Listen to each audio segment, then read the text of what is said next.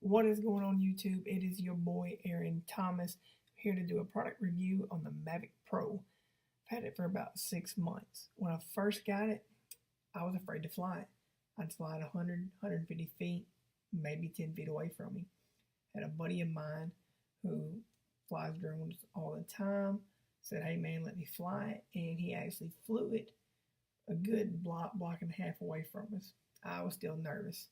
I went on vacation to Foley Beach, South Carolina, which you can see the video here. I'll try to get a link down to it. I didn't fly it that much. I missed a bunch of shots with it. So finally one day, I was like, hey, screw it. I'm going to fly it. And I went out and I've flown it. And I've gotten it away from me. I've got over 5 hours of flight time in it now. And I've flown it a long ways to get some great shots around my neighborhood and the area that I live in. So that's what I'm going to do now, is talk to you about what I have learned in these 6 months. As you can tell, this is my drone, my Mavic Pro right here. The reason why I got this is because I wanted to use it for vacation and to use it to vlog, because I'm planning on making a vlogging channel, and that's why I started this whole thing. It's real simple to fly. I like the fact that the wings fold in. It makes it very, very portable. I put this thing in my backpack and I just go on here. The blades I have are just the normal blades. So everything on this is still stock. I haven't tried anything extra for it. The flight time, I'm usually getting about a good 20 to 23 minutes out of it. I fly it to where it's 30% battery, and then I automatically come back home no matter where I'm at. I don't want to push it. I don't want to outfly my batteries. Unfortunately, right now, the one thing I have is one battery. So when it's down and I'm charging it, it takes a while for me to get back up in the air. So I'm working to get more batteries going. The controls are very, very simple. For me being a beginner and never flying a drone before, it was simple to learn to fly it. Like I said, it wasn't hard to fly the drone. It's just the fact that I was afraid to fly it. I was afraid to crash $1,000 drone and be out $1,000. It was very, very simple to fly. The acting track feature that it has, I haven't used it that much for shots. I'm more of a flight somewhere, hit the point of interest, and then pan it around slowly, or just do it manually is how I usually get the shots on here. The controller, very simple controller. I like it because it's like a game controller. And I mean, I can just move these in. It feels very comfortable with me, very comfortable in my hand. Open it up. Slide in. The iPhone 7 Plus is what I use. And I mean, I'm good to go. I'm good to go. Like I said, very responsive controls. I have it set up on the back, this button right here, to autofocus. So when I hit it, it automatically focuses my camera. Because like I said, I use it for a lot of videos and a lot of pictures is what I use it for. The pros for it, like I said, very simple, very, very small. I can put it in my bag and I go. And I get it out of the way. The cons, for me, the price, $1,000. Being new to this and then spending $1,000 was kind of crazy. I probably should have started with the Phantom 3, but I've never done anything normal. I'm always the go big or go home type of guy. My wife will tell you that. And so, $1,000, and I was, like I said, I was afraid to fly it for several months. I missed a whole vacation where I could have got great videos of the beach. There was a lighthouse that was a half a mile out that I know this could have reached and got that video. And I could have got a picture of it out there. Could have flown it over the water. I was scared to fly it. We went to a place where my mother-in-law lives, and there's a river right there. And I was afraid to get this shot of the river. And it was a beautiful, beautiful river coming out of the lake up there in central Arkansas in the Ozarks. Beautiful river. I could have got a beautiful aerial shot from it. I was afraid to take it 100 feet up in the air. So that, to me, that's the cons about it, is if you're new to drones and you're afraid to fly it, you don't want to go out and waste your money on $1,000 drone. It literally sat in my room for about 3 months before I even decided to say, screw it, let's go fly it. That's, to me, that's the only downfall on this, personally.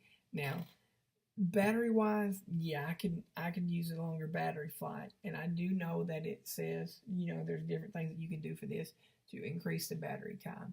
I don't want to modify anything. I don't want to try carbon fiber propellers, because knowing me and my luck, I'll put these on there and somehow, some way it will crash. I don't want to do that right now. I don't have it insured, so if it crashes, I'm out $1,000, and it's going to be bad for me because my wife is going to be very upset at me.